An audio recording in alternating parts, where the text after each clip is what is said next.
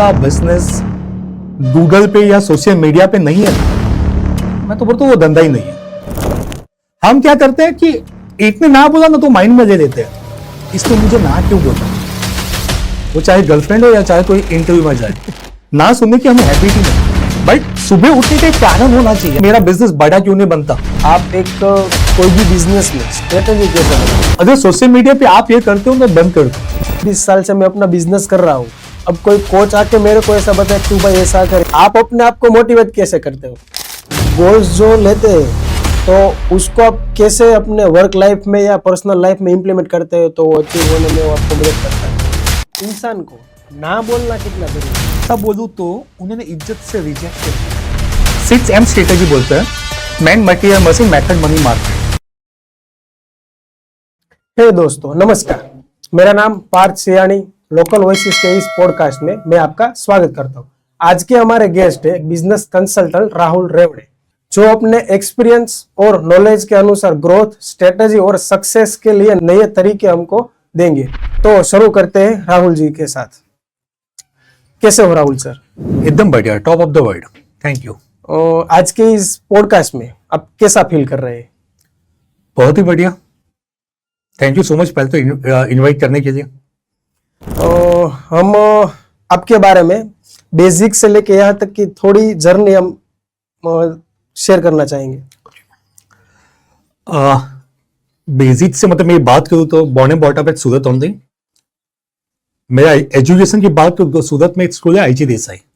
मेरे दो स्कूल में एजुकेशन हुआ था, एक था IG देसाई और दूसरी थी जीवन भारती करके। बाद में ग्रेजुएशन जो कंप्लीट हुआ वो मेरा हुआ नवयुग कॉमर्स कॉलेज से। And I am fortunate enough कि मुझे वो कॉलेज मिली, बिकॉज वो कॉलेज में जो मेरे लेक्चर थे ना वो अराउंड 25 ईयर्स के एक्सपीरियंस वाले थे। मतलब उनसे जो टीचिंग मिला ना वो मेरे प्रोफेशनल करियर के लिए बहुत ही मुझे मतलब बेनिफिट हुआ। उसके बाद में मैंने MBA कंप्लीट किया था from ITFA university Dehradun. And उसके बाद में ये फील्ड में मैं आया हूँ, 2009 से ये फील्ड में मैं काम कर रहा हूँ। आप एक बिजनेस कंसल्टेंट है, मतलब आप एक कोच है बिजनेस के, तो कोच का मतलब क्या है?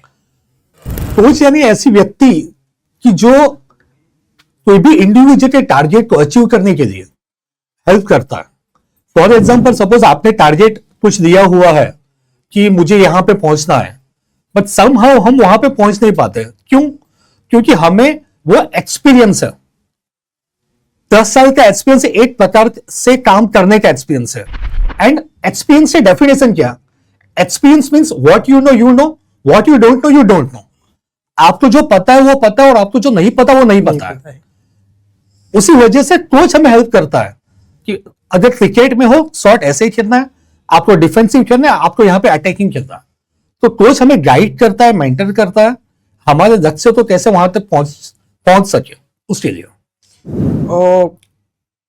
एक कोई भी जो बिजनेस है उसमें कोच का होना कितना इंपॉर्टेंट है?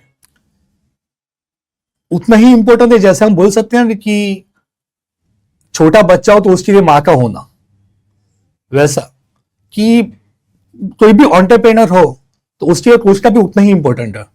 बट मेन चीज ये है कि कोच हम चुनते कैसे हैं, क्या हम कृष्ण को कोच चुनते हैं या शकुनी को कोच चुनते हैं, वो हमारे पे है। क्योंकि आजकल क्या हो रहा है कि मोटिवेशन बहुत ज्यादा हो रहा है। एंड मोटिवेशन मीन्स एक बलून में हवा भरना, गैस भरना। जब तक गैस है तब तक वो बलून ऊपर जाएगा, गैस नहीं है बाद में नीचे आएगा। तो मैं अपने आप को अलग कैसे करता हूं? मोटिवेशन मैं ऐसे नहीं बोलता जरूरी नहीं है, आपको कुछ जगह से बाहर निकलने के लिए मोटिवेशन जरूरी है ही, बट बाद में सिस्टम ओरिएंटेड बनाना वो ज्यादा जरूरी है। तो वहां पे मैं काम करता हूं, रादर देन चेंज, कैसे इंडिविजुअल को कैसे कंपनी को ट्रांसफॉर्म किया जाता है उस पर मैं काम करता हूं। आपने यही बिजनेस क्यों पसंद किया? ये बिजनेस क्यों पसंद किया? आपने एक मूवी देखी होती है एक्सीडेंट द प्राइम मिनिस्टर, आपको पता है वो याद है? थोड़ा बहुत। मनमोहन सिंह की उस पर बनाई थी और अनुपम खेर ने वो मूवी एक्टिंग किया था उस मूवी में। तो अगर मैं मेरी लाइफ की बात करूं तो मैं भी इस लाइफ में ये प्रोफेशन में एक्सीडेंटली आया था। फ्रैंकली स्पीकिंग ड्यूरिंग MBA मुझे पता नहीं था कि व्हाट इज बिजनेस कंसल्टिंग। तो क्या हुआ, 2009 की बात करूं, उस टाइम पे रिसेशन था, आपको याद हो तो मेरी एक फ्रेंड था मुकेश करके, उसने मुझे फोन किया सैटरडे को कि राहुल कल संडे है, मेरे सर का एक सेमिनार है, तो तू वहां पे आएगा अटेंड करने के लिए। मैंने कहा ठीक है, बट मैं संडे है तो लंच तक रहूंगा, बाद में चला जाऊंगा। उसने बोला कोई दिक्कत नहीं, आ जा तू। फ्रैंकली स्पीकिंग उस टाइम पे मैंने पहली बार मोटिवेशन स्पीकर सुना, मतलब सेमिनार सुना। वो सर का नाम था असलम चारनिया। उनके सेमिनार पहली बार मैंने अटेंड किया एंड वहां पे उन्होंने एक चीज मुझे बताई कि अगर आपको पैसे चाहिए, सपोज मुझे पैसे चाहिए, तो मुझे बोलना पड़ेगा पार्थ भाई 1000 रुपए चाहिए, आप मुझे दोगे। मैंने मांगा तो आप मुझे दोगे। तो सर ने जो सिखाया था ना, ऐसा तो आधा दिन रुकने वाला था, बट सेमिनार अच्छा था तो पूरा दिन रुका। एंड बाद में सोचा कि चलो ये एक्सपेरिमेंट सर के पास साथ ही करें। तो मैंने सर को बोला कि सर पहले वो सेमिनार बहुत अच्छा था, वाकई में अच्छा था, ऐसा नहीं है कि कुछ बेटर इन कर रहा था। तो सर को मैंने बोला सर सेमिनार बहुत अच्छा था, मुझे बहुत मजा आई। तो एंड सर मुझे एक चीज और चाहिए कि आपके साथ काम करने की अपॉर्चुनिटी मिल सकती है क्या? तो उन्होंने पहले तो ना बोल दिया यार अपॉर्चुनिटी थी पर अभी नहीं है। बट वो शाहरुख खान का एक डायलॉग है ना, किसी चीज को शिद्दत से चाहो। तो वैसे ही मेरी लाइफ में हुआ। मैंने वो मांगा था एंड बाद में दूसरे ही दिन मेरे फ्रेंड का मुझे फोन आया कि राहुल तू आजा, इंटरव्यू है। तो उस हिसाब से इंटरव्यू ट्रैक करके मैं इस इंडस्ट्री में आया, बाकी ऐसा कोई प्लानिंग नहीं था। मैंने यह बहुत देखा है कि लोग बिजनेस तो बहुत करते हैं, 20 साल 25 साल तक बिजनेस करते हैं और उसका टर्नओवर ईयरली हम देखें तो 50-100 करोड़ तक ही रहता है। मतलब बिजनेस बढ़ा नहीं पाते कई टाइम तक। तो उसके बारे में आपका क्या कहना है? बिजनेस बढ़ा नहीं पाते बिकॉज 5 साल से या 25 साल से ज्यादातर बिजनेस इंडिविजुअल ड्रिवन चलता है। मेरा नाम राहुल है, तो मैं 20 साल से मार्केट में हूं, बट लोग मेरे ब्रांड नेम से नहीं जानते, राहुल के नाम से ही जानते हैं। मेरे एम्प्लॉय भी फोन करेंगे कि अजय भाई मैं राहुल जी के यहां से बोल रहा हूं, विजय भाई मैं राहुल जी के यहां से बोल रहा हूं। That is called individual driven company. तो इंडिविजुअल ड्रिवन कंपनी मींस जब हम बिजनेस स्टार्ट करते हैं ना, तब मैं ही, सपोज मैंने बिजनेस स्टार्ट किया 20 साल पहले, मैं ही झाड़ू वाला हूं, मैं ही अकाउंटेंट हूं, मैं ही गल्ले पे बैठता हूं, सब कुछ ठीक है। उसके बाद में इंडिविजुअल ड्रिवन से पीपल ड्रिवन कंपनी बननी चाहिए। हम आदमी लाते हैं बट वो पालसियरी आदमी लाते हैं, सस्ता सुंदर और टिकाऊ। तो वैसे आदमी लाके पीपल ड्रिवन कंपनी बनाते हैं, बहुत सही तरीका नहीं है। प्रोसेस क्या होनी चाहिए? इंडिविजुअल ड्रिवन से people driven company, people driven से system and process driven company. आदमियों को लाओ, थोड़ा काम डेलीगेट करो, बाद में सिस्टम एंड प्रोसेस बिठाओ, सिस्टम एंड प्रोसेस से कंपनी स्टार्ट होगी, सिस्टम एंड प्रोसेस होगी तो उसमें बाद में डेटा आएगा, डेटा ड्रिवन कंपनी बनाओ एंड बाद में कल्चर पर काम करो। ये एक प्रोसेस होता है, ये प्रोसेस में काम करना चाहिए तो एक बड़ी कंपनी बन सकती है। एंड उससे पहले भी जो सबसे मोस्ट इंपोर्टेंट चीज है दैट इज सोच। बड़ी सोच रखो तो धंधा बड़ा बन पाएगा। ज्यादातर हम बड़ा सोचते ही नहीं है, आईपीओ के बारे में सोचते ही नहीं है। एंड मैं अगर मेरे अभी के क्लाइंट की बात करूं, मेरे ज्यादातर क्लाइंट आईपीओ पे काम कर रहे हैं, 3-4 साल में उनके आईपीओ आने वाले हैं। बड़ा सोचोगे तो बड़ा होगा। ये जो आपने बोला इसमें मुझे लगता है कहीं ना कहीं मिशन विजन का भी कोई ना कोई रोल रहता है। सही बात तो है। उसके बारे में आपका क्या लगता है? विजन कैसा होना चाहिए, मिशन कैसा होना चाहिए और गोल कैसा होना चाहिए? मिशन एंड विजन की आपने बात की तो दो चीजें बताना चाहूंगा। दो ऑथर या कंपनियां, कुछ company mission and vision follow करती है, कुछ कंपनियां core purpose and core value follow करते हैं। ठीक है, मिशन क्या है या विजन क्या? विजन यानी दिखाई देना, मुझे कहां पे जाना है। मुझे जाना है सपोज यहां से कोलकाता, ठीक है, तो वो मेरा विजन हुआ। मैं वहां पे कैसे जाऊंगा, that is my mission. Kolkata मुझे जाना है तो बाई ट्रेन जाऊंगा, बाई रोड जाऊंगा, बाई एयर जाऊंगा, तो वो मेरा मिशन हुआ।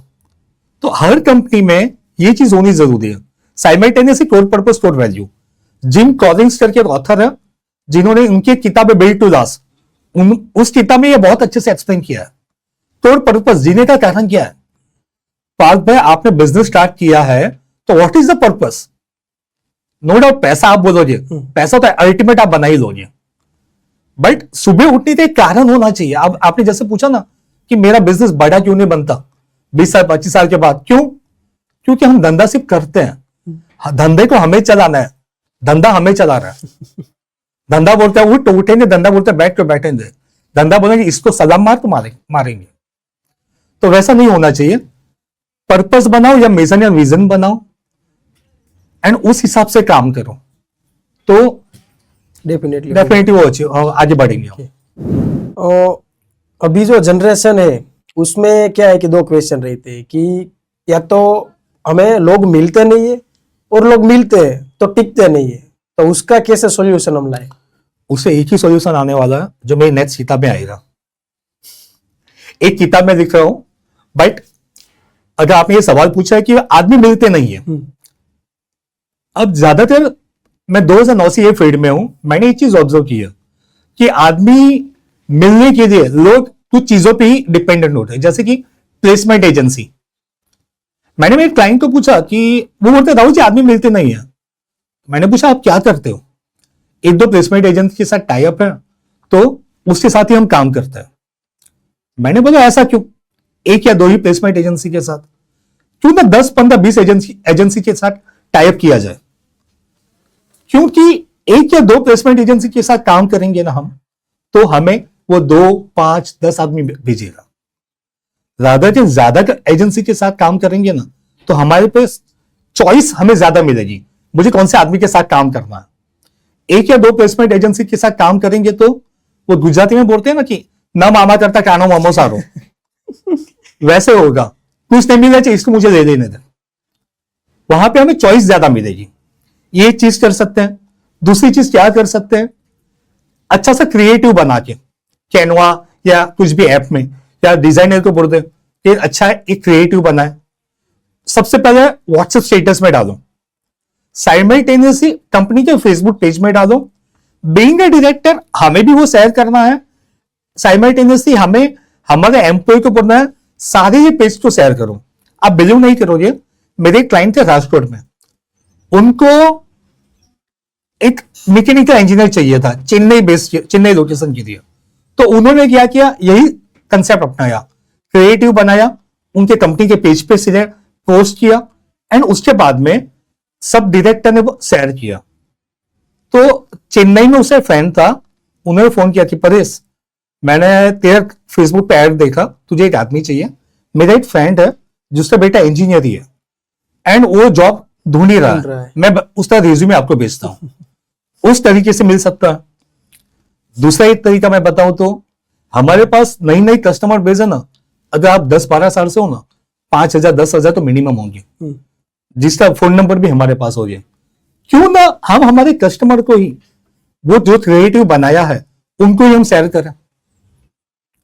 मेरे क्लाइंट थे, वो ये स्ट्रेटेजी फॉलो करते थे। आप बिलीव नहीं करोगे, उन्होंने न्यूज़पेपर में ऐड दिया, उन्होंने सोशल मीडिया किया, कुछ काम नहीं आया बट ये चीज काम आ गई। तो मेरा ये मानना है कि मार्केटिंग हो या रिक्रूटमेंट हो, मल्टीपल सोर्सेज हमें ट्राई करना है। मार्केटिंग मतलब प्लेसमेंट एजेंसी, ऐसा नहीं कि आप सूरत में हो तो सूरत से ही काम करो, बॉम्बे की एजेंसी के साथ भी काम करो। दूसरा एक बेहतर तरीका बताता हूं रिगार्डिंग प्लेसमेंट एजेंसी के लिए। हमें क्या करना है, हम हमारे जो भी बिजनेस फ्रेंड है, आपके कोई बिजनेस फ्रेंड है, मतलब कोई एंटरप्रेन्योर है जिसका मैन्युफैक्चरिंग फर्म है, उसको पूछो यार तू क्या करता है, कहां से लाता है। वो बोले रहे पसंद भाई करके है वहां, वो मुझे अच्छा आदमी देता है, ठीक है उसका नंबर दे दो। वैसे 10 लोगों को पूछो, वहां से मुझे आदमी मिलेंगे, वो भी कर सकते हैं। एंड लास्ट चीज क्या कर सकते हैं कि जैसे प्लेसमेंट एजेंसी मैंने बोला, प्लेसमेंट एजेंसी तो जनरली हम एक सैलरी देते हैं, राइट। क्यों ना वो सैलरी मैं मेरे एम्प्लॉय को दूं। एम्प्लॉय को हम बोल रहे हैं कि जो ये रिक्वायरमेंट है, सपोज सेल्स मैनेजर या अकाउंट मैनेजर का रिक्वायरमेंट है, ठीक है, उसके लिए मुझे आदमी चाहिए, एक्सपेक्टेड सैलरी 50,000। जो भी आप एम्प्लॉय वो लेके आएगा उसको ये बोलना है अगर इसने 6 महीने काम किया तो तुझे 25,000 सैलरी मिलेगी, दूसरे 6 महीने काम किया तो और 25,000 मिलेगा। मतलब पूरा 50,000 तुझे मिलेगा। कंडीशन 1 साल तक दोनों रहने ही चाहिए, वरना ऐसा नहीं होती वो जो लेके आया था वो छोड़ के चला गया एंड बाद में वो बोले। तो सो इससे क्या होगा कि नया आदमी भी रहेगा और पुराना आदमी भी रहेगा। तो आदमी मिलते नहीं तो इसके लिए ये चीजें कर सकते हैं। अब दूसरा सवाल आपका ये था कि आदमी टिकते नहीं टिकते है। नहीं है। तो मेरा सवाल यही है कि बैंक कंपनी से वो मैटर नहीं करता आपका टर्नओवर क्या है, 5 करोड़ है, 10 करोड़ है, 50 करोड़ है। आपके यहां पे आदमी काम करे उसके लिए आप क्या करते हो? लोग बोलेंगे कि हम अच्छी सैलरी देते हैं। आपका कॉम्पिटिटर भी एंड आपकी सैलरी ज्यादा डिफरेंस नहीं होगा, 2-3 हजार का डिफरेंस होगा या मैक्सिमम 5,000। हम बोलते हैं हम रिस्पॉन्सिबिलिटी देते हैं, वो भी देता है। हम सिखाते हैं वो भी सिखाता है। तो मेन डिफरेंस क्या है बॉस? सूरत में ही एक कंपनी है, वो क्या करती है मैं आपको बता रहा हूं। उन्होंने सबसे पहले क्या किया, KRA एंड KPI। ये आपके व्यूअर्स को मैं बोलना चाहूंगा कि अगर KRA एंड KPI आप नहीं बना रहे हो तो एम्प्लॉय का परफॉर्मेंस उससे मेजर करो, तो वो आपके लिए आसान होगा सैलरी इंक्रीमेंट के लिए। KRA KPI तो सिंपल लैंग्वेज में बोलूं, जैसे हम पढ़ते थे तब हमें कैसे मार्क्स आते थे गुजराती में 100 में से 80, हिंदी में इतने, साइंस में इतने। वैसे ही हमारे जॉब प्रोफाइल के हिसाब से हमें मार्क दिए जाते हैं on the basis of our performance, कि मेरा परफॉर्मेंस क्या है उस हिसाब से मुझे मार्क मिलेंगे। तो वो कंपनी क्या करती थी, 100 में से 95 प्लस मार्क होते हैं तो 3 सैलरी एज ए बोनस देती थी। 85 to 95 मार्क्स आते थे तो 2 salary, 75 to 85 1 salary, less than 75 up to his immediate superior. उससे इमीडिएट सुपीरियर ने बोला आधी सैलरी देनी है, 0.75 देना है, नहीं देना है तो नहीं देना है। ये पहली चीज करती थी। दूसरी चीज क्या करती थी, संडे को सबको छुट्टी है, वो 2 सैटरडे एक्स्ट्रा छुट्टी देती थी जब बैंक चालू हो तब। तो 52 संडे प्लस 26 सैटरडे, हाँ तो 78 हुआ, 52 हाँ 78 हुआ प्लस पब्लिक हॉलीडे जो 12, 13, 14 कुछ आएगी वो, धुलेटी, संक्रांत, वो सब। उसके बाद में SLPL वो आती है। उसके बाद में लेडीज हो तो मैटरनिटी लीव गवर्नमेंट के रूल्स के हिसाब से, एंड मेल पर्सन तो जेंट्स को पैटर्निटी लीव 3 दिन की। वो कंपनी वो ऑफर करती थी। तकरीबन छुट्टी देती थी ना SLPL, मैटरनिटी और ये सब निकालते तो 365 दिन में से 100 दिन की तो छुट्टी होती थी। एंड बिलीव में सारे 100 दिन यूज नहीं करते थे, क्योंकि छुट्टी का भी अगर यूज नहीं करते तो पैसा मिलता था वहां पे, तो वो एक बेनिफिट था। साइमल्टेनियसली 30,000 के नीचे अगर सैलरी हो ना तो कंपनी क्या करती थी, जो भी एम्प्लॉय की सैलरी 30,000 के नीचे, 2 बच्चों के लिए 12,000 तक की फीस कंपनी देती थी कि आप एडवांस फीस भर दो, हम आपके अकाउंट में 12,000 दे देंगे।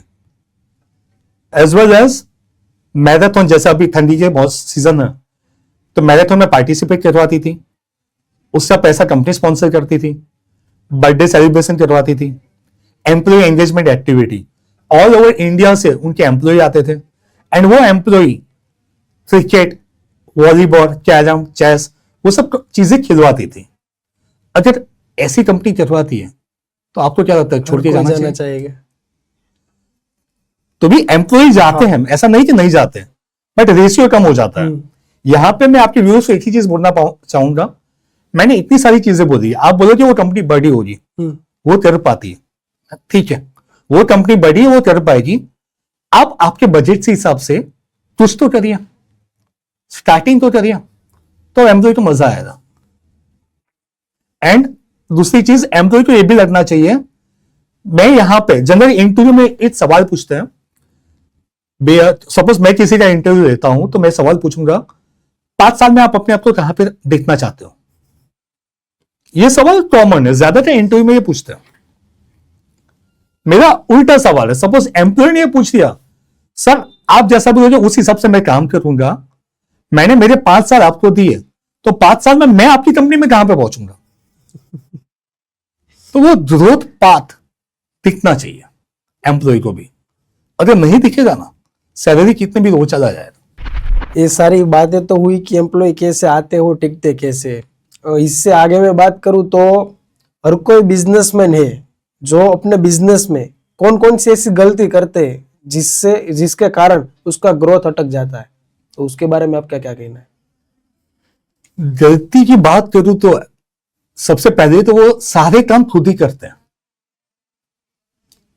कि छोटा मोटा कोई भी काम है तो करना मुझे ही है। अकाउंट देखना, या अकाउंट मैं नहीं देखूंगा तो मेरा मासी का लड़का, मेरे चाचा का लड़का, मेरा भाई, कोई भी उसके पास करवाएगा। सुबह जल्दी आना, शाम को देर से जाना। कभी कभी तो फीलिंग ये आती है कि एम्प्लॉय बोल के जाते हैं, सर हम जा रहे हैं, लॉक मार के आना। लॉक मार देना। तो सारे काम खुद करना सबसे बड़ी गलती है। काम स्टार्टिंग में करो, बाद में धीरे धीरे डेलीगेट करो। उसके बाद में गलत एम्प्लॉय को हायर करना। जैसा मैंने बोला कि हम आदमी कौन से हायर करते हैं, सस्ता, सुंदर एंड टिकाऊ। बिजनेस को कौन सा एम्प्लॉय चाहिए? बिजनेस को अगर 50,000 वाला एम्प्लॉय चाहिए और हम 50,000 सैलरी दे सकते हैं, तो 50,000 वाला एम्प्लॉय लाना चाहिए। बिजनेस को जो एम्प्लॉय लाना चाहिए तो वही एम्प्लॉय हमें हायर करना है। बिजनेस के हिसाब से हमें अपडेट रहना चाहिए। अगर मैं आपको सवाल पूछूं कि मोबाइल ऐप, वो एप्पल हो या एंड्रॉइड हो, कितने दिन में अपडेट होता? हर दिन होता है, मैं तो ऐसा मानता हूँ अपडेट। ओके, या हर दिन होता है तो बहुत अच्छी बात है। मेरे हिसाब से 6-7 दिन में भी होता है। ठीक है, हम कितने दिन में अपडेट होता? कुछ बता नहीं सकते उसके बारे में तो। राइट। तो व्यूअर्स को भी मैं बोलना चाहूंगा, कमेंट में बताएगा कि हम बीइंग इंडिविजुअल हम कितने दिन में अपडेट होते हैं। अपडेट होना मींस कॉन्शियसली कुछ चीजों के बारे में पढ़ना और अपडेट होना। ये नहीं है कि थोड़ा लग लग के सीखना। ज्यादातर बिजनेसमैन है ना, थोड़ा लग लग के सीखता है, तो वो नहीं होना चाहिए। अपडेट होना चाहिए, बुक पढ़ के, अच्छे लोगों के कांटेक्ट में आके, कुछ नया सीख के, वीडियो देख के, अच्छी ट्रेनिंग लेके। कोई भी ट्रेनर हो, मैटर नहीं करता, बट कंटिन्यूस अपडेट होना चाहिए। जैसे बच्चन जी ने बोला, सीखना बंद तो जीतना बंद। सीखोगे नहीं तो कुछ कर नहीं पाओगे। तो ये चीजें भी हमें करनी चाहिए। एंड मेरे जो मेंटर है संतोष नायर, उन्होंने एक चीज बहुत अच्छी की है कि एंटरप्रेन्योर तो ना उसकी डेफिनेशन मालूम होनी चाहिए। Being an entrepreneur, entrepreneur means what, कि जो लोअर रिसोर्सेज को लोअर लेवल से हाई लेवल प्रोडक्टिविटी पे ले जाए। Entrepreneur who takes the resources from lower level to high level of productivity. That means कि आपके यहां पे अगर आदमी भी हो, कोई एज अ जूनियर अकाउंटेंट बन के आया हुआ है, तो कैसे सीएफओ तक लेके जाए, वो हमारा काम है। हमने बिजनेस छोटा स्टार्ट किया और कैसे वो बड़े लेवल पे पहुंच जाए, उस पर हमें काम करना है। हमारे से जुड़े हुए सारी चीजें लोअर लेवल से हाई लेवल पे पहुंचाना है, हम वो समझते ही नहीं है। एंड जो स्टार्टिंग में बताया वो, दैट इज अ सोच, थिंकिंग। हमें अपने आप पे ही भरोसा नहीं है कि हम बड़ा कर सकते हैं। एंड बाद में जो फर्स्ट जनरेशन होते हैं, मैंने तो भाई कर दिया, अब मेरा बेटा करेगा। बेटे को अथॉरिटी तो बॉस दोगे तो करेगा, अगर नहीं करेगा उसको निकालो, जो कर सकता है उसको लाओ, बट बिजनेस तो बंद होने मत दो, बिजनेस को आगे बढ़ाओ। इसमें कहीं ना कहीं मुझे ऐसा लगता है कि एसओपी का भी कोई ना कोई रोल रहेगा। ऑब्वियस है। तो एसओपी का मतलब क्या है और कैसी कैसी एसओपी बिजनेस में होनी चाहिए? एसओपी का फुल फॉर्म होता है स्टैंडर्ड ऑपरेटिंग प्रोसेस। प्रोसेस हर जगह पे होनी चाहिए। रॉ मटेरियल आता है, फिनिश गुड जाता है, तब तक कोई कस्टमर आता है, कस्टमर को हम डिलीवरी करते हैं, तब तक एम्प्लॉय आता है इंटरव्यू देने के लिए, एम्प्लॉय ज्वाइन होता है, हर चीज के लिए प्रोसेस हो सकती है। जैसे सिंपल एग्जांपल दूं, हम सब मैकडोनल्ड में जाते हैं। मैकडोनल्ड में क्या होता है, जैसे हम वहां पे हम गए कि मैम एक बर्गर चाहिए, मैम एक ही सवाल पूछिए, ओके सर कौन सा वाला बर्गर चाहिए, ABCD नाम बोलते रहते, ये वाला पनीर वाला दे दो, ठीक है, पनीर में मीडियम, स्मॉल मीडियम लार्ज चाहिए, मीडियम चाहिए, ओके सर, तो मीडियम में अंदर चीज चाहिए या नहीं चाहिए, ठीक है सर, इसके साथ आपको फ्रेंच फ्राई चाहिए या नहीं चाहिए, इसके साथ कोक चाहिए या नहीं चाहिए। उनकी एक प्रोसेस ही है। आप सूरत के मैकडोनल्ड में जाओ, बॉम्बे के जाओ, अहमदाबाद के जाओ, हैदराबाद के जाओ, हर जगह पे सेम ही है। तो वैसे ही हमारे वहां पे भी होना चाहिए, ऑलवेज बिजनेस प्रोसेस ड्रिवन होना चाहिए। प्रोसेस अगर हम बना नहीं सकते तो किसी को हायर कीजिए, बट प्रोसेस बनाइए।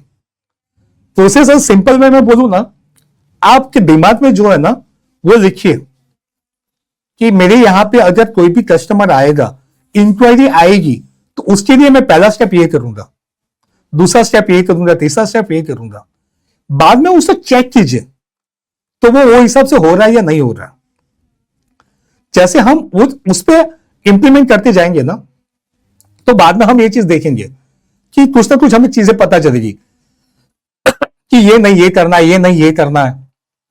तो धीरे धीरे प्रोसेस रीडिफाइन होते जाएगी। प्रोसेस, उसका मतलब ये नहीं है कि हमने एक बार प्रोसेस बनाया वो लाइफ टाइम चलेगा। प्रोसेस ऑलवेज अपडेट होता रहेगा, उसका वर्जन 1, वर्जन 2, वर्जन 3, 3.1, 3.2 वो बनते ही रहेगा। तो हर चीज में प्रोसेस बनता है। एसओपी कैसी कैसी होनी चाहिए जो हर कोई बिजनेसमैन को अपने बिजनेस को आगे बढ़ाने के लिए काम आए? एसओपी के टाइप या एसओपी का एग्जाम्पल आप पूछ रहे हो? एग्जाम, एसओपी के एग्जाम्पल की बात करूं तो हमने हमारे क्लाइंट के वहां पे जब कोई भी बंदा इंटरव्यू देने आता है ना, वहां से लेकर ज्वाइनिंग तक का एक एसओपी बनाया था, वो मैं बताता हूं, एंड वो सबके लिए काम में आएगा।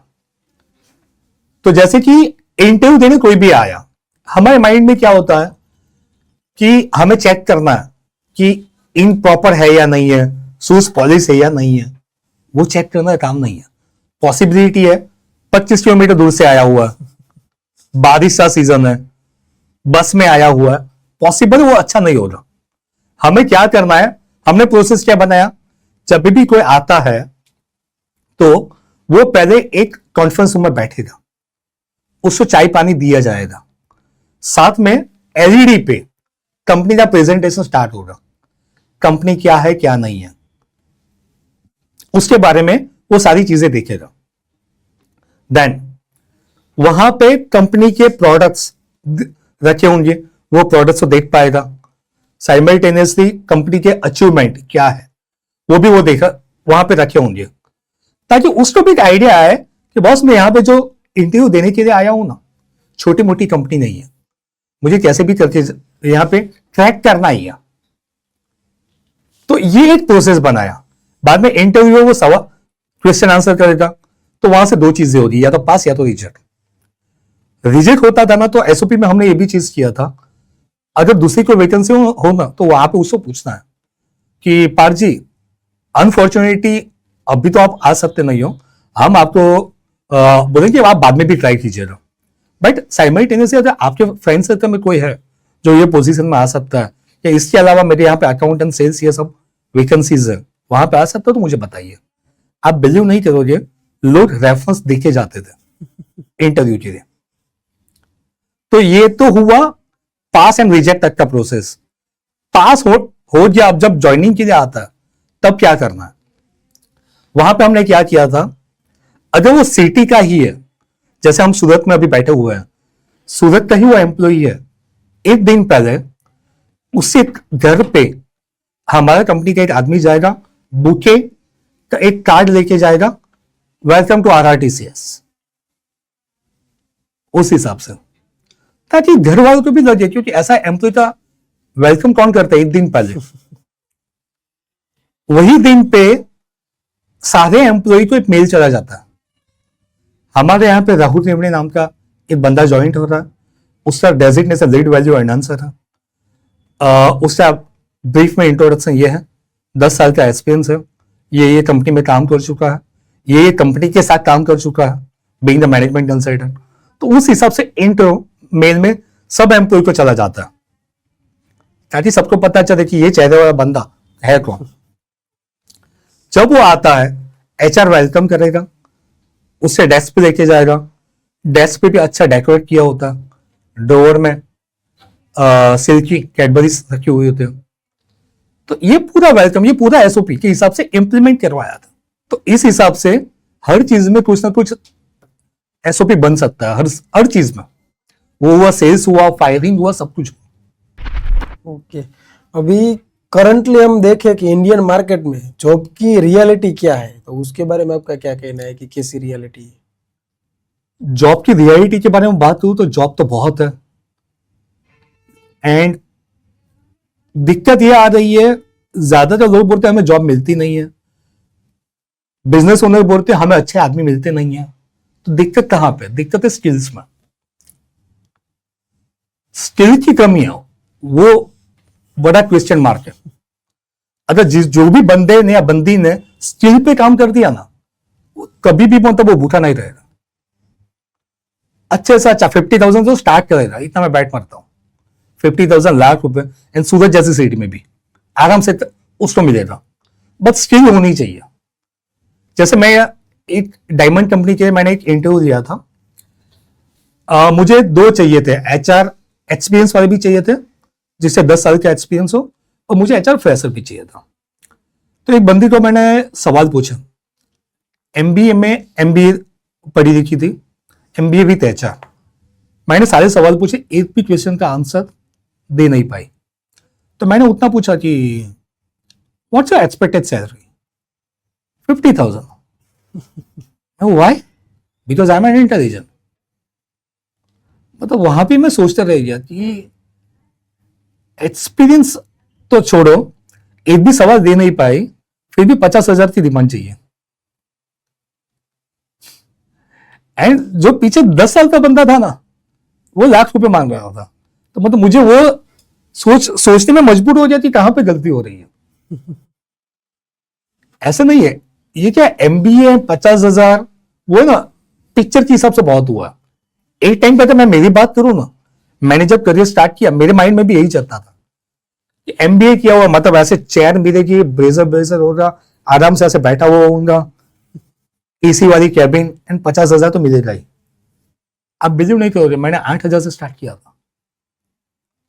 8,000 से करियर स्टार्ट किया, एमबीए करके काम अच्छा किया, 2 महीने में 8 का 10 किया। 10 के बाद एक ही साल में अप्रैल में जब सैलरी इंक्रीमेंट हुआ, 10 का 15 हुआ, 50% इंक्रीमेंट, एंड बाद में गाड़ी आगे चलती रही। तो आपकी ओर से एक ही बोलना है, अगर मतलब आप ग्रेजुएट पोस्ट ग्रेजुएट हो ना, काम स्टार्ट कर दो, स्किल पे अभी से काम स्टार्ट कर दो।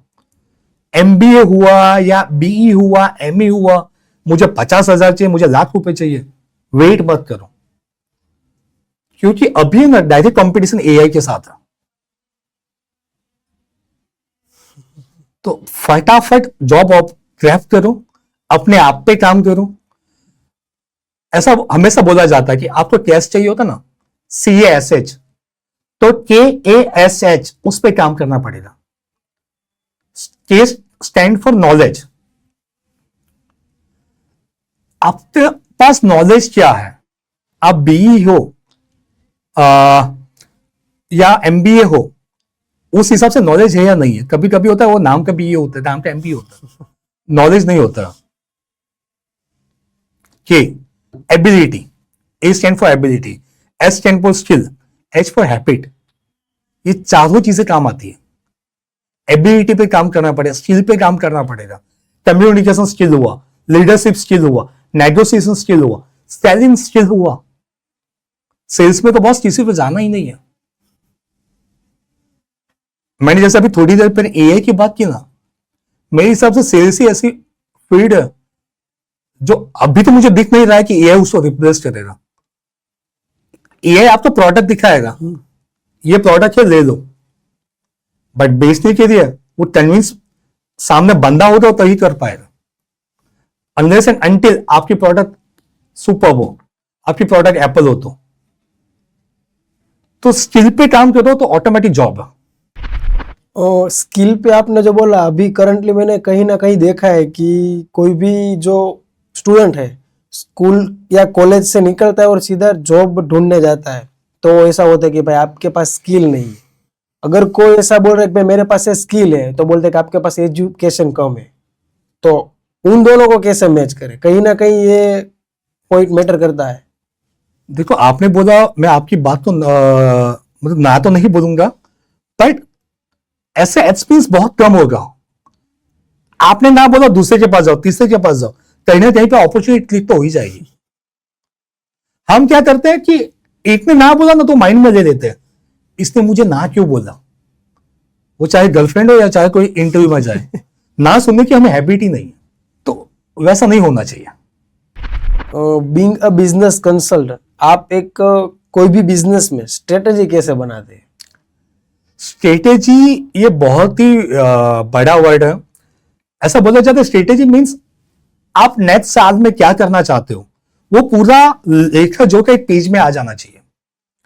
मैं जनरली क्या करता हूं कि पहले पास डेटा चेक करता हूं कि पहले कंपनी कैसे ईयर ऑन ईयर प्रोग्रेस हुई है। 2%, 3%, 5%, 10%, 15%, आगे क्या कर सकती है उस पर हम बनाते हैं। हर डिपार्टमेंट को इन्वॉल्व करते हैं, डिपार्टमेंट वाइज प्रोग्रेस क्या है, हर डिपार्टमेंट के स्वॉट पे काम करते हैं, कंपनी का स्ट्रेंथ क्या है, वीकनेस क्या है, अपॉर्चुनिटी क्या है, थ्रेट क्या है। तो उस हिसाब से डिटेल में जाता है। फॉर एग्जांपल, मेरा कंपनी का टर्नओवर है 10 करोड़, ठीक है, कहां तक मैं पहुंच पाऊंगा। इस अपॉर्चुनिटी है, मार्केट भी अच्छा, 20 करोड़ तो हो ही जाएगा, डबल हो सकता है, ठीक है। तो 20 करोड़ करने के लिए क्या मेरे अभी जो भी एम्प्लॉय है वो एम्प्लॉय मुझे काम आ सकते हैं। 6M स्ट्रेटेजी बोलते हैं, man, material, machine, method, money, market. सबसे पहला है मैन। तो 20 करोड़ पे जाने के लिए मुझे ये आदमी इतने से हो जाएगा या ज्यादा चाहिए? हो जाएगा तो कोई दिक्कत नहीं है। अगर हमें ज्यादा चाहिए तो अभी से मुझे कहां कहां पे आदमी चाहिए। सेल्स में 3 चाहिए, प्रोडक्शन में 2 चाहिए, अकाउंट में 1 चाहिए, और वो आदमी कैसे चाहिए, डिटेल में जॉब प्रोफाइल एचआर को अब भी दे दो। जनरली क्या होता है, हमारा एचआर ना हमेशा होता है ना, वो तो गैस पे होता है, आदमी ला आदमी ला आदमी ला, बाद में वो कैसे भी आदमी लेके दे देगा। क्यों ना एडवांस में स्ट्रेटेजी बना के नेक्स्ट ईयर में क्या चाहिए वो एडवांस में एचआर को दे दे। क्योंकि अच्छा आदमी तो ढूंढने के लिए ना, मतलब वो होता है नोटिस पीरियड, 1 महीना तो नोटिस पीरियड होता ही है। तो 1 महीने पहले तो हमारे पास आ जाना चाहिए। अगर मेरे बिजनेस स्ट्रेटेजी ये है कि मैं सितंबर में मैं राष्ट्रोत्सव स्टार्ट कर रहा हूं, तो दैट मींस अगस्त में उसका रिजाइन हो जाना चाहिए, तो जुलाई तक वो आदमी क्लोज हो जाना चाहिए। तो एडवांस में अगर हम एचआर को ये चीज दे देंगे तो एचआर भी अपना बेस्ट एफर्ट लगाएगा एंड वो आदमी हमें ला के देगा। तो उस हिसाब से आदमी ला सकते हैं। पहला था मैन। मटेरियल, अगर हमारा मैन्युफैक्चरिंग फर्म है तो मटेरियल के लिए हमें सप्लायर पे डिपेंडेंट होना पड़ेगा। कभी कभी ये चीज है कि हमारे जो सप्लायर होते हैं ना, वो सप्लायर हमें, उनकी एक लिमिट होती है, वो यहां तक कि हमें हेल्पफुल हो जाएगी। तो चेक करो कि ये सप्लायर के साथ मैं 20 करोड़ जा पाऊंगा या नहीं जा पाऊंगा। अगर नहीं जा पाऊंगा तो दूसरा सप्लायर ढूंढो, या वही सप्लायर को बोलो तू तेरा एक्सपेंशन मोड में आ जा, तो मैं तेरे साथ काम करूंगा। मैन, मटीरियल, मशीन पे भी सेम एप्लीकेबल था।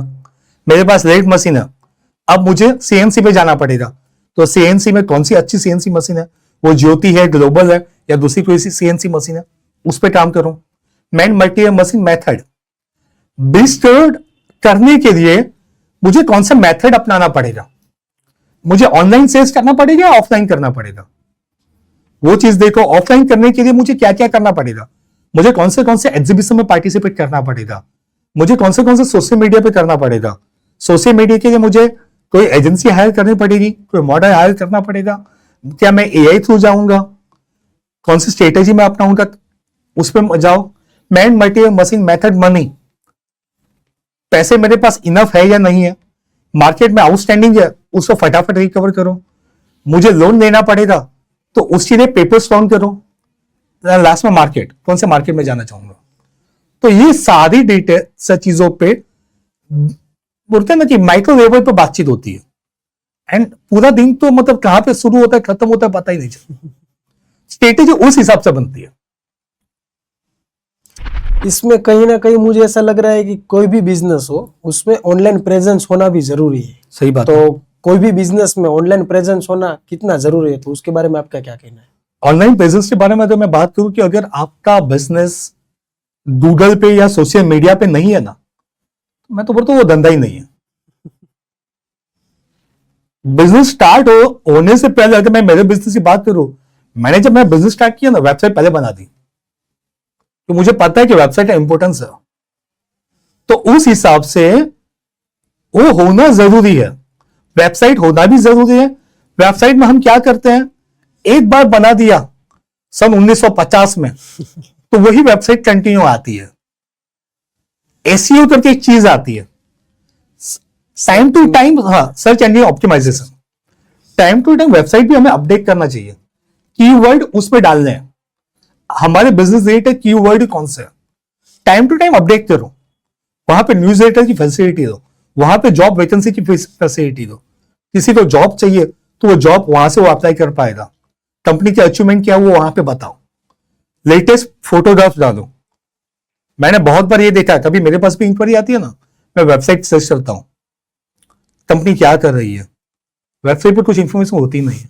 हाँ, वो हमने पहले बनाई थी, या अब तो नया पैटर्न आया हुआ है, वेबसाइट इंडिया मार्ट वालों ने बनाई थी। इंडिया मार्ट वालों तो बनाने दो ना, नहीं है वहां पे, पर अपनी वेबसाइट भी बनाओ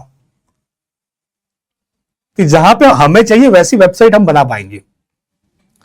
बाद में गूगल गूगल में जो बिजनेस पेज आता है वहां पे अपनी प्रोफाइल होनी चाहिए, एंड वहां पे रिव्यूज ज्यादा इंपॉर्टेंट है। कस्टमर के रिव्यूज वहां पे आने चाहिए। कभी कभी आप बोलते थे कि जो बीच में आपने सवाल पूछा था, 5 करोड़ 10 करोड़ पे टर्नओवर रहता है, क्यों? उसका रीजन ये भी है कि हमारा टर्नओवर इतना कम क्यों होता है। हम गूगल पे होते नहीं है। गूगल पे होते तो वहां पे रिव्यू पे फोकस नहीं करते। मैंने बीच में एक क्लाइंट का देखा था, कस्टमर ने भर भर के नेगेटिव रिमार्क डाले थे गूगल पे। तो वहां पे अपडेट रिप्लाई देना भी जरूरी है। क्या वो रिप्लाई मतलब रिव्यूज थे वो जेन्युइन थे या फेक थे? पॉसिबिलिटी है कभी कभी ऐसा भी हो सकता है, मुझे आपके बिजनेस को नीचा करने के लिए, हम दोनों कॉम्पिटिटर, मैं आपके लिए नेगेटिव रिव्यू डाल रहा हूं, तो सामने वो रिप्लाई भी आ जाना चाहिए कि अगर वाकई में आपका नाम मेरे डेटाबेस में नहीं है, सर हमने आपका नाम डेटाबेस में चेक किया, मिल नहीं रहे हो, अगर ऐसा ही कुछ आपको एक्सपीरियंस हुआ है तो प्लीज हमें कांटेक्ट कीजिए।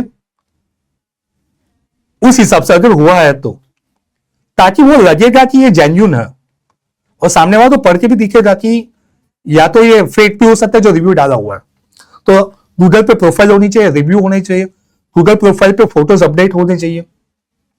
Same social media, social media पे मैंने देखा है हैप्पी दिवाली, हैप्पी मकर संक्रांति वही आता है। अगर सोशल मीडिया पे आप ये करते हो तो बंद कर दो। ये जरूरी है ही नहीं कि सोशल मीडिया के यूज में ये करूं। क्यों ना मैं सच, या सोशल मीडिया पे क्या दिखा देंगे, मैं मेरी वाइफ के साथ गोवा में गया हूं, बच्चे के साथ वहां पे मजे कर रहा हूं, मैं दारू के ग्लास लेके बैठा हुआ हूं, वो बता रहा हूं। बॉस, आप बिजनेस में हो, बिजनेस रिलेटेड चीज दिखाओ कि बिजनेस में आपका अचीवमेंट क्या है। आपके कस्टमर, आपके एम्प्लॉय वो देख रहे हैं सोशल मीडिया, तो वहां से एक इमेज बन रही है। तो वो चीज काफी जरूरी है कि आप हमें वहां पे क्या दिखाना चाहिए। प्रोडक्ट के बारे में दिखाना है, हमारी सक्सेस स्टोरी के बारे में दिखाना है, हमारी ओपनिंग्स के बारे में दिखाना है, वैकेंसीज के बारे में दिखाना है, कस्टमर के रिव्यूज के बारे में दिखाना है। वो गूगल रिव्यू हुआ या वीडियो रिव्यू हुआ। सपोज आप मेरे कस्टमर हो, आपका मैंने वीडियो टेस्टिमोनियल दिया, मैंने वो गूगल पे डाला, सोशल मीडिया पे डाला, हमारे कस्टमर हमारे लिए क्या कह रहा है। तो सोशल मीडिया मतलब सोशल मीडिया भी जरूरी है, वेबसाइट भी जरूरी है, मार्केटिंग करना जरूरी तो है। बिजनेस के लिए मतलब ऑनलाइन प्रेजेंस होना, ऑनलाइन प्रेजेंस होना डेफिनेटली मतलब जरूरी है। ऐसा हम बोल सकते हैं कि हम कोई भी बिजनेस कर रहे हैं तो सोशल मीडिया के माध्यम से हम ऐसा कह सकते हैं कि भाई एक ट्रस्टेबल है ये। कई लोग ऐसा बोलते हैं कि चलो मैं 20 साल से बिजनेस कर रहा हूँ, 25 साल से बिजनेस कर रहा हूँ, लेकिन उसकी प्रूफ क्या है? सही बात है। ऐसा मैं बोल सकता हूँ अपने हिसाब से कि भाई चलो कोई ना कोई फोटो लिए सोशल मीडिया पे शेयर किया है तो लोगों को पता है कि नहीं ये कर रहा है और यहाँ तक पहुंचा है आज तक। यही जो आपने बोला ना, मेरे कस्टमर हमेशा बोलते हैं मेरी प्रोडक्ट बहुत अच्छी है, मेरी सर्विस बहुत अच्छी है। मेरा एक ही सवाल होता है जो आपने बोला वैसा ही, गिव मी प्रूफ। मेरा बेटा अच्छा है या मेरी बेटी अच्छी है, मैं तो बोलने ही वाला हूं। आपकी प्रोडक्ट अच्छी है तो आप तो नहीं बोलना, कस्टमर का प्रूफ मुझे बताइए। मैं बिलीव में कस्टमर का प्रूफ नहीं होता, तब मैं मेरे रिव्यूज बताता हूं, ये मेरा प्रूफ है। मेरे कस्टमर मेरे बारे में क्या कर रहे हैं, सारे जेन्यून है, एक भी फेक नहीं है। तो वैसे ही आपके कस्टमर क्या कर रहे हैं वो सोशल मीडिया से पता चलेगा, एक्टिविटी आपकी क्या कर रही है वो पता चलेगी। ये सवाल अब जो मैं पूछ रहा हूँ ना थोड़ा टेढ़ा है। कई लोग ऐसा समझते हैं कि 25-25, 20-20 साल से मैं अपना बिजनेस कर रहा हूँ, अब कोई कोच आके मेरे को ऐसा बताए तू भाई ऐसा कर, तो उसके बारे में आप क्या कहेंगे? ऐसा कभी हुआ है आपकी लाइफ में? बहुत बार होता है। एंड कभी कभी तो ये भी हुआ है कि जो मेरे सामने में कस्टमर जो होते हैं ना, मेरी जितनी एज थी ना उतना तो उनका एक्सपीरियंस था। ये मुझे क्या सिखाएगा, कभी कभी वो सामने बोलते नहीं थे क्योंकि एक बार सर्विस हायर कर दी है तो बोलते नहीं थे। बट मेरा यही मानना है, जैसे मैंने आपको बोला कि बिजनेस करने का आपको एक एक्सपीरियंस है, आपको कुछ चीजें नहीं पता है जो हमें पता है। आदमी को कैसे हायर करना, इंटरव्यू में क्या सवाल पूछना, हम बेसिकली सवाल क्या पूछते हैं, tell me about yourself. भाई साहब ये तो एमबीए में तो रट्टा मरवाते हैं, tell me about yourself, सबको पता है यही बोलना है, ये नहीं बोलना है। आपकी स्ट्रेंथ क्या है, आपकी वीकनेस क्या है, मैं ये सवाल क्यों पूछ रहा हूं, इसके पीछे का पर्पस क्या है, दैट आई डोंट नो। तो ये हम जैसे कोच कंसल्टेंट, हम जैसे वो बताते हैं ये क्यों करना है। एसओपी हमें यही लगता है कि हमने जो एसओपी बनाई वो अच्छी है, दूसरा आदमी देखेगा ना तो वो पता चलेगा उसको यहां पे लूप होल है, ऐसा किया तो ये हो सकता है, ऐसा किया तो ये हो सकता है। जैसे मेरे क्लाइंट को दिक्कत आती थी कि लोन मतलब मैन्युफैक्चरिंग फर्म में ये होता है कि ज्यादातर एम्प्लॉय लोन मांगते हैं। तो मतलब मैंने एक ही सवाल पूछा कि आप सबको दोगे लोन? उसे बोला नहीं, तो हम जो पुराने बंदे होते हैं उससे ही देंगे। कहां पे लिखा हुआ, मुझे बताओ कहीं पे लिखा हुआ, क्योंकि मैं जब आपके यहाँ पे एज ए एम्प्लॉय जॉब करने आया तो मैं भी आपको बोलूंगा सर आपने पार्थ जी को लोन दिया, मुझे भी दो। तो उसके लिए एक एसओपी बनाई कि भाई आप कम से कम 2 साल हमारे यहाँ पे काम किया होगा तभी आपको लोन मिलेगा, आपकी सैलरी के इतने टाइम से आपको लोन मिलेगा, आपने जो लोन दिया है वो 1 साल में कंपलसरी कंप्लीट खत्म करना है, वो खत्म होगा बाद में ही आपको लोन मिलेगा। तो वहां पर हम जैसे कंसल्टेंट काम में आते हैं, क्योंकि मेन चीज क्या है, आपके एम्प्लॉय ने काम नहीं किया तो पूछेगा कौन, आप? कोई नहीं। और आपने काम नहीं किया तो कोई नहीं पूछेगा। तो बॉस का बॉस कौन, तो वो हम आते हैं। तो उस हिसाब से कंसल्टेंट काम में आता है, डंडा मारने के लिए, सिंपल लैंग्वेज में बोल दो। किसी आदमी ने कोच तो रख लिया, आप उसको मोटिवेट करते हो, उसके बिजनेस में ग्रोथ दिलवाते हो, आप भी कभी डिमोटिवेट होगे, आपको भी कभी कभी मोटिवेशन की जरूरत होती होगी, तो आप अपने आप को मोटिवेट कैसे करते हो? इसको मैं ऐसे बोलूंगा कि मैं अपने आप को चार्ज कैसे करता हूं जी। अपने आप को। तो मुझे चार्ज करने के लिए सबसे बेस्ट मेरे लिए चीज है, दैट इज मेरी बुक्स, किताबें।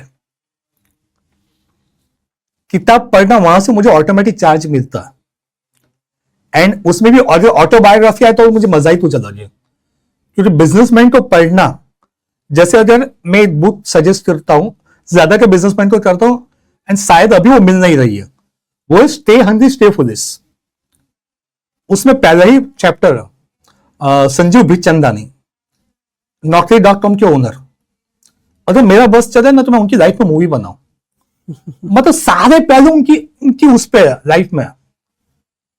आईआईएम से पास आउट बंदा, उसको पता नहीं है कि इंटरनेट क्या था, बिकॉज पहले इंटरनेट इतना था नहीं, एंड उसने इंटरनेट पे अपनी कंपनी बनाई है Naukri.com। उसके बारे में आप जरूर पढ़िए, सर्च कीजिए Naukri.com बना कैसे। वैसी स्टोरी मुझे इंस्पायर करती है, एंड मुझे एक ही है, अगर वो कर सकता है तो मैं भी कर सकता हूं। एंड मैं मेरे कस्टमर को सबको बोलता हूं, मैंने मेरी लाइफ में भी जितना भी अचीव किया है, अगर मैं कर सकता हूं आप भी कर सकते हो। ऐसा नहीं है कि मैं बहुत कुछ अचीव किया, दिस इज जस्ट बिगिनिंग। सबको बता देता हूं कि मुझे मालूम है मेरे गोल क्या है। मैं ऐसा बंदा हूं जो गोल रख के चलता हूं, एंड मुझे मेरी एक हैबिट है, मैं गोल मैं बता भी देता हूं। जैसे आपकी गोल्स को एक गोल बताना चाहूंगा कि लास्ट टाइम पे मेरा एक गोल था गाड़ी लेना, मुझे जो गाड़ी चाहिए थी वो आ गई। इस साल का मेरा गोल है बुक लॉन्च करना, तो वो आएगी ही आएगी। एंड ये बताने का पर्पस क्या है, ये होता है पॉजिटिव प्रेशर, वो बना रहता। आपने जैसा बोला कि गोल्स में लेता हूँ और वो अचीव होता है, तो आप गोल्स जो लेते हैं तो उसको आप कैसे अपने वर्क लाइफ में या पर्सनल लाइफ में इंप्लीमेंट करते हैं तो वो अचीव होने में वो आपको मदद करता है? मतलब कि गोल्स को हम ऐसे कैसे सेट करें जो अचीव हो सके? मैं हर साल मुझे लाइफ में क्या चाहिए वो पेपर में लिखता हूं। जनरली लोग क्या करते हैं, माइंड में रखते हैं मुझे ये चाहिए, मैं पेपर में डालता हूं कि मुझे लाइफ में क्या चाहिए। फॉर एग्जाम्पल मुझे एक बुक लॉन्च करनी है, ठीक है, ये मेरा एक गोल है। वैसे मैं पर्सनल एंड प्रोफेशनल सारे गोल लिखता हूं। प्रोफेशनल लाइफ में क्या चाहिए, पर्सनल लाइफ में क्या चाहिए। पर्सनल लाइफ में फैमिली के साथ यहां पे घूमने जाना है, ये चाहिए वो चाहिए। पर्सनल लाइफ पे सपोज मुझे वाइट डेजर्ट में जाना है, वो मेरा एक गोल है, तो मुझे वो करना है। पर्सनल लाइफ में मुझे मैराथन 1 किलोमीटर रन करना है, तो वो मेरा पर्सनल लाइफ का गोल हुआ। प्रोफेशनल लाइफ में मुझे कितने एम्प्लॉय चाहिए, मुझे कैसा क्लाइंट चाहिए, कितना टर्नओवर चाहिए, वो मेरा प्रोफेशनल गोल हुआ। वो पूरे पेज पे लिखता हूं। उसके बाद में वो गोल के लिए मुझे क्या क्या दिक्कतें आ सकती है, वो पेपर सोचता हूं, बाद में पेपर पे लिखता हूं कि मेरा टर्नओवर मुझे 3 टाइम्स चाहिए ये साल से, अभी जो मार्च में खत्म हो उससे 3 साल 3x चाहिए। तो 3x करने के लिए मुझे क्या क्या करना पड़ेगा, ABCDE इतनी एक्टिविटी मुझे करनी पड़ेगी। ओके, इसके लिए मुझे कौन कौन हेल्प करेगा, कर सकता है, वो बंदे का नाम, वो कुछ नेटवर्क इंस्टीट्यूट का नाम, जो भी है उसका नाम लिखो, कब से स्टार्ट करूंगा और कब तक ये हो जाएगा, डिटेल में वो चीज लिखता हूं। राहुल जी, मेरा सवाल नेक्स्ट ये है कि किसी भी बिजनेसमैन या किसी भी इंसान को ना बोलना कितना जरूरी है, कोई भी अपनी लाइफ में या कुछ ऐसा हो तो? ना बोलना इसलिए जरूरी है, अगर ना नहीं बोलेंगे ना तो दिक्कत हमें ही आने वाली है। क्योंकि आप बिजनेसमैन हो या एम्प्लॉय हो, हर कोई लोग आप हमें बोलेगा राहुल ये कर दे, राहुल वो कर दे, राहुल ये कर दे। हम सबको ही हाँ बोलेंगे तो काम किसका होगा? पहले तो हमारी इमेज भी डाउन होगी, ये बोलता है करता कुछ नहीं है, ये प्रॉमिस निभाता है करता कुछ नहीं है। एंड दूसरा, हमने सामने वालों को कमिटमेंट दी है 2-3 जनों को, तो 2-3 जनों के कमिटमेंट भी गलत हो रहा है, क्योंकि वो कमिटमेंट भी दूसरा एक कमिटमेंट होता है, उन्होंने भी किसी को कमिटमेंट दिया होता है। तो कभी कभी ना बोलना ज़रूरी है, क्योंकि अगर ना बोलोगे ना तो हमें हमारी काम की प्रायोरिटी पता चलेगी। या स्ट्रेट फॉरवर्ड बोल दो, मैं जनरली क्या करता हूँ, मैं टू डू लिस्ट बनाता हूँ। टू डू लिस्ट में मैं काम चेक करता हूँ कि मेरे आज के काम कौन से, 2 दिन के बाद कौन से, 3 दिन के बाद कौन से। उसके बाद में सपोज मुझे आपने काम दिया कि राहुल जी आप ये कर देना, मैं चेक करूँगा आपको आज चाहिए, पार जी आज नहीं होता कल दूंगा तो चलेगा। ये पूछने से भी है ना, आप हाँ ही बोलोगे, हाँ चलेगा। हम क्या करते हैं, ओके हो जाएगा, वैसा करेंगे तो दिक्कत हमें ही आने वाली है। तो टू डू लिस्ट बनाओ और उस हिसाब से ना बोलने का स्टार्ट करो, तो बेनिफिट हमारा ही होने वाला है। आज के समय में लोग ऐसा बोलते हैं कि मल्टीपल बिजनेस करना चाहिए, कि एक बिजनेस से हमारी इनकम आ रही है दूसरे में भी आनी चाहिए, तो उसके बारे में आपका क्या कहना है? मल्टीपल बिजनेस होना ज़रूरी है, उसमें ना नहीं है, बट उससे पहले प्रायर कंडीशन ये है कि हमारा जो बिजनेस चल रहा है ना उसको हम सबसे बड़ा करें।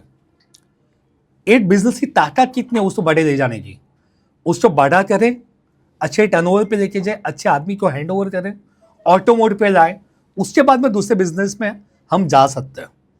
जनरली क्या करते हैं, एक बिजनेस हमारा जो चल रहा है उसको हम अच्छे से चला नहीं रहे, वहाँ पे अच्छे आदमी नहीं है, सिस्टम प्रोसेस नहीं है, डेटा नहीं है, एंड बाद में हम सोच रहे हैं कि दूसरे बिजनेस में जाए। यहाँ पे तो ऑलरेडी एनर्जी जा रही है, साइमल्टेनियसली हमारी एनर्जी वहाँ पे भी जा रही है, तो दो में से एक भी बिजनेस मैनेज नहीं हो रहा। सो उससे बेहतर हम पहले एक बिजनेसमैन को एक लेवल पे लेके आए, ऑटो मोड पे लेके आए, बाद में दूसरे बिजनेस में जाए, तो वो हमारे लिए अच्छा हो रहेगा। आपकी कोई ऐसी अचीवमेंट है या टर्निंग पॉइंट है जो आप यूजर के साथ शेयर करना चाहोगे? दोनों चीज़ें बताऊंगा, turning point as well as achievement. अगर टर्निंग पॉइंट की मैं बात करूं तो बिजनेस में आना वो मेरे लिए टर्निंग पॉइंट था। जैसे आपने भी गौर किया होगा कि ज़्यादातर जिसके पेरेंट्स सर्विस में होते हैं ना, वो अपने बच्चे को एक ही चीज़ बोलते हैं, बेटा अच्छा पढ़ना तो अच्छी जॉब मिलेगी। बचपन से मेरे माइंड में भी यही था, अच्छा पढ़ना तो अच्छी जॉब मिलेगी। तो जॉब का ही सोचा हुआ था, बिजनेस के बारे में कभी सोचा नहीं था। बट समहाउ डेस्टिनी बिजनेस में लेके आई, एंड बिजनेस में आने के बाद वही जो बोलते हैं ना कि finance stability, up and down, वो सारी चीज़ें मैंने देखी। एंड ऐसा बोला जाता है कि बिजनेस में 1000 दिन निकलना काफ़ी दिक्कत वाले होते हैं। फॉर्चुनेटली 1000 दिन तब से मैंने पार कर दिए। एंड एक माइंड में एक चीज़ तो थी कि अब आया हूं तो कुछ करके जाऊं, कुछ करके जाऊंगा। तो ये चीज़ है। तो ये मतलब वहाँ पे अप एंड डाउन थे, फाइनेंशियल इंस्टेबिलिटी थी, मतलब कहीं पे फैमिली का सपोर्ट चाहिए था, फ्रेंड्स का सपोर्ट चाहिए था। आई एम फॉर्चुनेट इनफ कि मुझे सारे दोस्त बहुत अच्छे मिले। फैमिली की बात करूँ तो ऑलवेज पापा के जाने के बाद भाई का ऑलवेज सपोर्ट रहा, कुछ भी कर, तू बिजनेस कर, मैं बैठा हुआ हूँ, पैसे चाहिए तो मैं दूंगा, पर तू बिजनेस कर। एंड वो दिल से बोला है, ऐसा नहीं है कि जस्ट बोलने के लिए बोला है। एंड ऐसा बोला जो जाता है कि कम्युनिकेशन का एक पार्ट, अगर आपको कोई बोलते ना पार्ची तू कर, मैं बैठा हुआ हूँ, उतना भी काफ़ी है। बट जनरली क्या होता है कि हम दूसरों को पैर खींचने में ज़्यादा रहते हैं, तेरे से ये नहीं होगा, हमारी फैमिली में किसी ने ये बिजनेस किया हुआ, तू करेगा, भाई ये नहीं होता, ये नहीं चाला। तो वो रीज़न कभी कभी हम मन पे ले लेते हैं, हम आगे बढ़ते नहीं हैं। भाई का ऑलवेज सपोर्ट था, साइमल्टेनियसली मेरी वाइफ, बेटी है, 2 छोटी है, एक तीसरी में है, एक प्ले ग्रुप में है। मेरी एब्सेंस में पूरा घर देखना, बेटी हो तो देखना, क्योंकि मैं ज़्यादातर बाहर रहता हूँ, तो उसका भी एक सपोर्ट था कि भाई आप करिए, मैं मैनेज कर दूँगी। तो ये दोनों सपोर्ट भी बहुत मुझे अच्छे मिले। फैमिली में सारे ही आए, ये तो जस्ट मैंने 2 एग्जाम्पल दिए। साइमल्टेनियसली फ्रेंड, उनका भी सपोर्ट अच्छा ही था कि राहुल को कुछ कर, हम बैठे हुए हैं घर पे, कभी भी इमरजेंसी कुछ भी आए ना, एक फ़ोन कर देना, आधी रात को भी हम चले जाएंगे। मतलब इतना सपोर्ट है साथ में, तो ये मेरे लिए बहुत मतलब बोलते हैं कि आगे बढ़ने के लिए एक मोटिवेशन है कि हाउ फार कैन आई गो, ये एक रहता है। आपने अचीवमेंट की बात की, थ्रू आउट गुजराती मीडियम में पढ़ा हुआ हूँ, इंग्लिश आता था, बट जो बोलते हैं टिपिकली जो गुजराती मीडियम के बंदे का होता है ना, वैसा ही था। एक ऐप है कोरा करके, QUORA, जहां पे लोग सवाल पूछते हैं, आपके अपनी एक्सपर्टाइज से उसका आंसर देना है। तो मैंने भी आंसर दिए, एंड ऐसा बोलूं तो उन्होंने इज्जत से रिजेक्ट कर दिया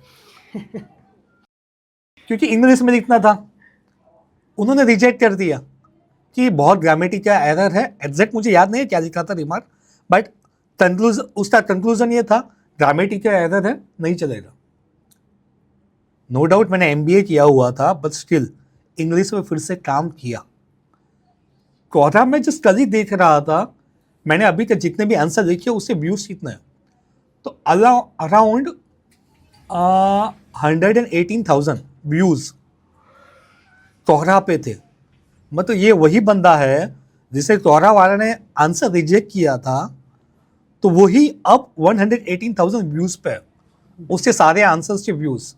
वो एक बड़ा अचीवमेंट मैं मेरे लिए मानता हूँ, क्योंकि ऐसा नहीं है कि मतलब एक गुजराती मीडियम का बंदा इंग्लिश सीख नहीं सकता, कोशिश करो तो पॉसिबल है, बट करनी चाहिए। दूसरा अचीवमेंट, वही बंदा जिसको इंग्लिश नहीं आता था, इंग्लिश में 5 किताबें लिखी। पहली किताब है that is spirit of inspiration, जो सेल्फ हेल्प रिलेटेड आर्टिकल्स है, जहां पे इंडिविजुअल के लिए, आप बिजनेसमैन हो, होम मेकर हो, स्टूडेंट हो, सबके लिए वो आर्टिकल हेल्पफुल हो। एंड वो सारे आर्टिकल्स मेरे एक्सपीरियंस के हिसाब से है। ऐसा नहीं है कि मतलब मैंने कोई स्टोरी लिखी हुई है, कहीं ना कहीं पे मैं इन्वॉल्व हूँ। वो पहली बुक है। दूसरी 4 बुक है sales, management, team management and productivity. ये 4 बुक है जो बिजनेसमैन के लिए मतलब हेल्पफुल है, जहाँ पे मैंने मेरे कंसल्टिंग का एक्सपीरियंस ज़्यादा हुआ है। छठी बुक जो मैं लिख रहा हूँ that is RR means Rahul Revade नहीं, नो डाउट वो तो है ही, बट दूसरा RR means recruitment to retention.